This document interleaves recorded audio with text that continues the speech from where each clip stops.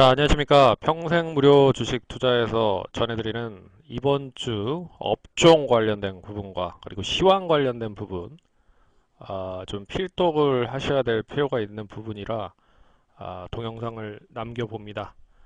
부디 투자하시는데 도움이 많이 되시면 좋을 것 같고요. 좋아요, 구독하기도 많이 눌러주시기 바라겠습니다.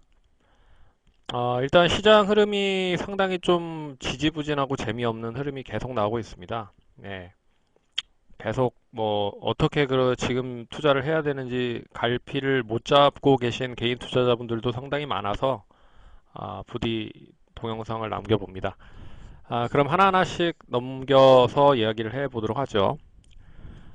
최근에 이제 업종 관련된 부분인데 결론적으로 업종 관련된 부분은 뭐 차후에 다시 더 자세하게 얘기를 해드리겠지만 결론적으로 시장을 이기는 업종은 없다. 업종은 없다는 것. 이게 가장 큰 핵심 포인트일 것 같습니다. 결론적으로 시장이 지금 뭐 이 박스권 하단 부근에서 박스권 상단 부근까지 이제 상승을 할 수 있을 만한 모멘텀을 계속적으로 만들지는 못하고 있는 흐름이라 어느 시점에서 바닥을 양호하게 다지면서 반등을 모색할 것인지를 계속적으로 찾는 모습인 것 같습니다. 근데도 불구하고 지금 상당히 좀 어려움에 봉착해 있는 부분은 역시 미국과 중국 간의 무역 전쟁이라고도 표현할 수 있는 뭐 이런 부분이 계속적으로 드리워지고 있기 때문에 글로벌 시장적으로는 상당히 좀 부담이 되는 부분이 있습니다.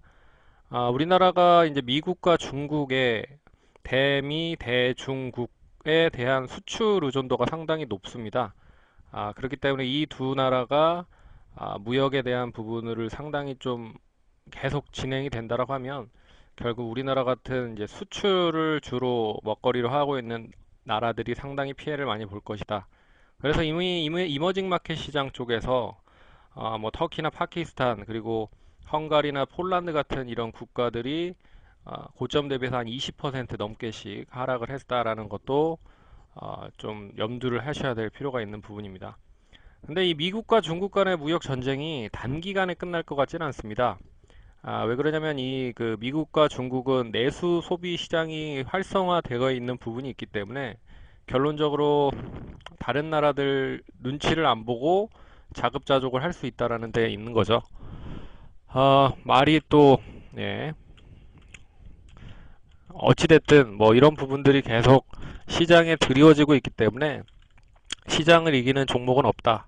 그래서 시장이 전반적으로 약세 흐름을 보이면 종목들도 약세 흐름을 보일 가능성이 높다. 그래서 만약에 오늘 미국 시장이 하락을 하고 내일 우리 시장이 만약에 추가적인 저점을 다시 갱신을 한다라고 하면 상당히 조금 개인 투자자분들로서는 멘붕이 올 수도 있는 흐름이다라는 부분으로 염두를 하셔야 될 것 같습니다. 그래서 지금 시장 흐름 상당히 어렵다. 하지만 이 와중에서도 업종적인 흐름을 볼 수 있는 부분들이 있다라는 부분.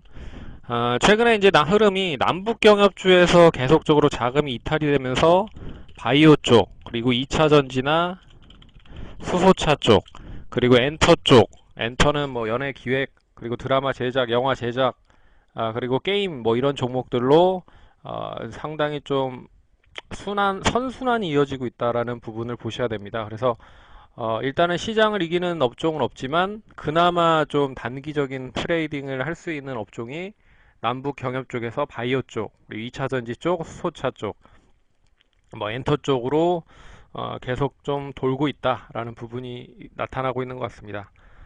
일단 뭐 바이오와 2차 전지 수소차, 그러니까 바이오를 예를 들면 바이오는 결국 올해 초에도 상당히 좀 지수를 이끌었었던 그런 한 업종이었기 때문에 결국 지수를 방어할 수 있는 부분의 업종은 바이오다라고 볼 수가 있는 부분이고요.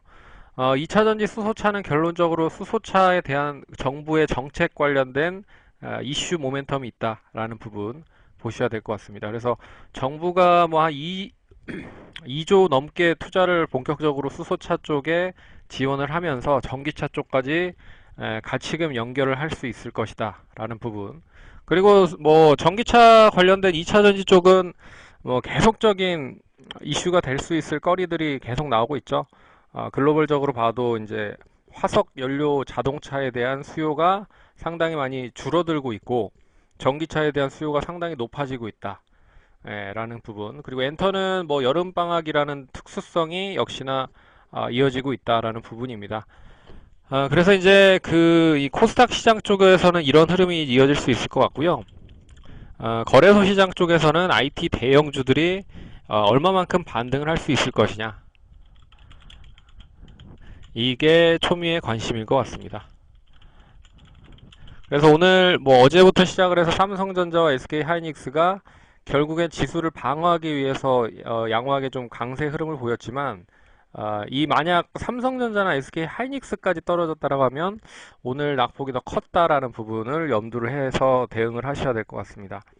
그래서 이 부분으로 좀 매매를 하셔야 될 필요가 있다라고 좀 보고 있고요. 그리고 이제 시황 관련된 부분은 결론적으로 이 미국과 중국 간의 무역 전쟁이 단기적으로 끝날 것 같지는 않다라는 부분이 상당히 좀 부담이 되는 부분이고요. 그래서 트럼프 대통령과 어떠한 정책들을 결국에는 펼칠지 계속적으로 강경하게 그런 뭐 흐름들을 보이고 있다고 하면 역시 상당히 좀 시간이 많이 소요가 될 가능성이 높고 이 부분을 아마 11월 중간 선거 때까지 끌고 갈 가능성이 높다. 11월 중간 선거까지 끌고 갈 가능성이 높다. 그래서 부담이 되는 부분이죠. 이제 그렇기 때문에 뭐 외국인과 기관에 대한 수급이 얼마만큼 지수를 받쳐주는지를 확인해야 될 것 같은데 최근에 지수 흐름을 봤을 때는 결과적으로 이 외국인과 기관도 상당히 좀 눈치 보기 장세를 연출을 하고 있는 부분이다. 그래서 어제는 샀고 오늘은 팔고 뭐 계속 그런 흐름이에요. 왔다 갔다 왔다 갔다. 예. 단기적으로만 보고 있는 모습인 것 같습니다. 가장 중요한 게 포트 전략이라고 볼 수 있는데 역시 리스크 관리가 가장 좀 필요한 시점이라고 좀 볼 수 있을 것 같고요. 그러면 이 리스크 관리에 대한 부분을 어느 정도 시점에서 대응을 해야 되느냐? 그러니까 이미 고점 부근에서 물리신 분들은 지금까지 들고 있다라고 하면 상당히 좀 많이 어떻게 보면 종목별 한 마이너스 15% 이상씩 하락을 했다라고 좀 볼 수가 있을 것 같습니다. 하지만 만약에 이제 비중이 많은 종목들 같은 경우에는 이미 그 차트를 한번 볼까요? 차트를 한번 보면서 얘기를 해드리도록 하겠습니다. 일봉상 차트 흐름을 볼게요. 일봉상 차트 흐름을 보시면 결론적으로 지금 이제 지난주에 상당히 지지난주부터 상당히 좀 약세 흐름을 보였기 때문에 이 구간에서 결국에 비중을 줄이지 못했다라고 하면 이 부분을 그대로 두드러 맞아서 주가가 상당히 좀 많이 하락을 했다라고 좀 보고 있어서 결론적으로 만약에 이번 주 이 지지선을 양호하게 유지를 해주는지가 관건이다라고 보고 있습니다.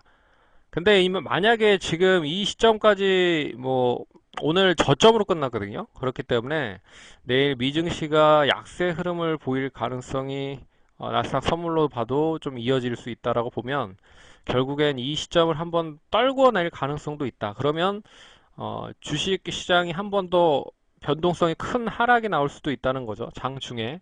그러면 보유하고 있는 종목이 더 빠질 수 있다. 그렇기 때문에 일단 반등을 좀 생각을 해봐야 되는데 반등이 나오더라도 상당히 좀 제한적인 반등이 나올 가능성이 높다. 그래서 한 850 정도 선까지 반등이 나올 수 있지 않을까 그거 보고 있는데 만약에 양호한 이 반등을 하지 못하는 시점에서 되레 저점으로 떨궈내버리면 추가적인 종목들은 하락이 더 클 수 있다라는 부분입니다. 그래서 지금 시점은 이미 앞에서 매도를 못했던 분들 같은 경우에는 반등 시점에서 좀 비중을 줄여야 되지만 다시 또 저점을 갱신한다라고 하면 추가적인 어떻게 보면 하락이 더 컸다라고 볼 수 있어서 크다라고 볼 수 있어서 일단은 비중을 줄이기 상당히 좀 까다롭다라는 부분이죠. 그래서 결론적으로 비중이 많으신 분들은 조금씩 비중을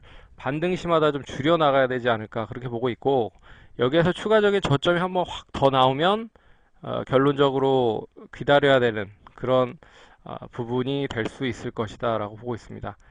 거래소도 마찬가지죠. 최근의 흐름들 보시면 주봉상 보더라도 거의 이제 저점 부근 때까지 뭐 하방 경직을 만들 수 있는 선까지 임박을 했다. 근데 만약에 이 선을 유지를 하지 못하면 결국엔 추가적인 저점을 한번 더 갱신할 가능성이 높다라는 부분을 보셔야 될 것 같습니다. 그래서 시장이 상당히 어려워요. 그래서 계속 박스권 뭐 이야기를 하는데, 결론적으로 이 박스권 상단 부분 때까지 만들 수 있는 모멘텀이 뭐 충분하지 않다라는 부분입니다. 그래서 매매하기 상당히 좀 어렵고 짜증나고 하실 거예요. 하지만 분명히 기회는 온다라는 거를 말씀드리도록 하겠습니다.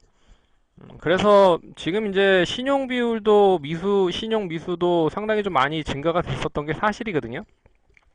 그래서 이 부분을 좀 떨궈낼 가능성도 있다라는 걸 말씀드리고 싶고, 그리고 포트에 대한 전략에 대한 부분은 결론적으로 리스크 관리가 철저하게 잘 이어져야 된다라고 하는 부분으로 말씀을 드리도록 하겠습니다. 그래서 리스크 관리가 상당히 좀 필요한 시점이다라는 거 염두를 해 두시면서 대응을 하시면 좋을 것 같고요.